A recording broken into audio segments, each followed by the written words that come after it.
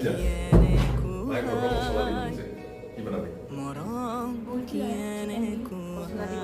Eh bu ya.